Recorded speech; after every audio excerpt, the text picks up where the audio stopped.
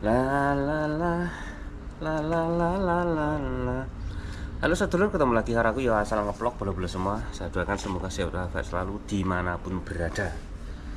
Oke, hari ini hari Minggu tanggal 17. Sekarang jam 4.18 menit teman-teman. Ini barusan saya pulang kerja sampai rumah. Biasanya tuh kalau hari biasa pulangnya sampai jam 6 gitu nyampe rumah ya teman-teman. Terus ini alhamdulillah hari Minggu, biasanya itu kalau lembur itu pulangnya awal ya teman-teman. Jadi biasanya tuh kalau jam segini masih kerja saya ini. Kadang nyampe jam 5 kerja, terus perjalanan ada 1 jam, setengah jam. Itu nyampe rumah bisa sampai jam 6, setengah 6 gitu teman-teman. Nah alhamdulillah hari ini tadi itu kerja jam 1 sudah selesai. Terus perjalanan ada 2 jam, jadi sampai rumah barusan ini 2 jam perjalanan. Kalau kerjanya cuma setengah hari habis di perjalanan. Jadi tadi pagi berangkatnya 2 jam, pulangnya 2 jam. Kerjanya itu cuma berapa jam lah, 2 jam mungkin ya. Kerja sebentar terus pulang gitu. Oke, singkat cerita teman-teman.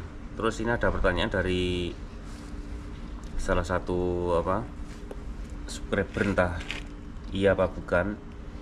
Dia tanya, komentar di video saya ini tanya, cara belajar bahasanya gimana Om? Oke teman-teman, kalau bagi saya cara belajar bahasa Korea yang cepat bisa yang cepat supaya bisa gitu. Yang pertama kalau saya itu nonton drama Korea. Kalau nggak nonton drama Korea, kadang nonton acara ya pokoknya nonton TV Korea itu. Terus nanti langsung saya terjemahkan ke dalam bahasa Indonesia pakai HP ini, pakai smartphone lah. Apalagi sekarang tuh HP udah canggih, ada AI dan lain sebagainya ya. Jadi kalau di TV ngomong apa, kita rekam pakai ini, nanti langsung keluar semuanya. Jadi kita cepat bisa belajarnya. Seperti itu teman-teman. Terus yang kedua, itu sering ngobrol sama orang Korea. Apalagi kayak saya ini kerja di luar, kerjanya di bangunan ya kan, sering satu mobil sama orang Korea, sama bosnya itu kalau berangkat kerja gitu ya teman-teman. Jadi bisa nggak bisa terpaksa ngobrol sama bosnya itu pakai bahasa Korea. Kadang kalau di mobil itu sering ngobrol gitu ya, walaupun nggak tahu, nanti kalau nggak tahu dia ngomong apa, saya tarik di Google Translate ini terus ketemu gitu. Walaupun artinya kadang-kadang nggak pas ya, tapi ya kalau ada 10 kata mungkin 2 kata yang nggak pas itu kan ya wajar lah sambil belajar. Nah lama-lama karena sering ngobrol begitu, terus sering dengerin bosnya tuh kalau teleponan apa gimana itu ya, itu sering dengerin. Terus sekarang ya lama-lama bisa gitu. Memang teman-teman, kalau dibandingkan kerja di pabrik sama orang kerja di bangunan itu cepet banget orang yang kerja di bangunan. Karena apa? Kalau di kerja bangunan, kalau saya ini temennya tuh nggak banyak itu teman-temannya.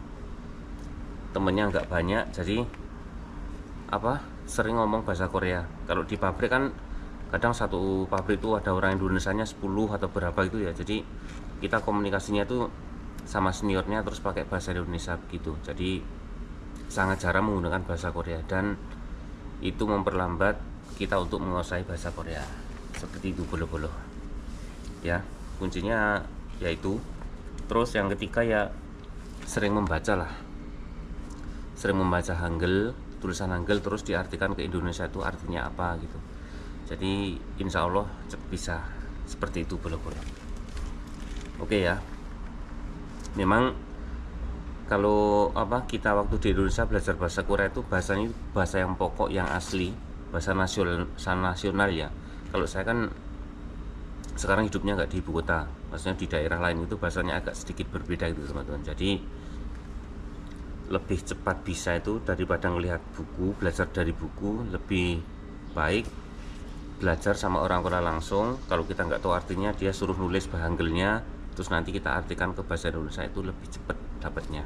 Karena setiap daerah kata-katanya itu ada yang beda dari akhirannya gitu ya. Begitu teman-teman.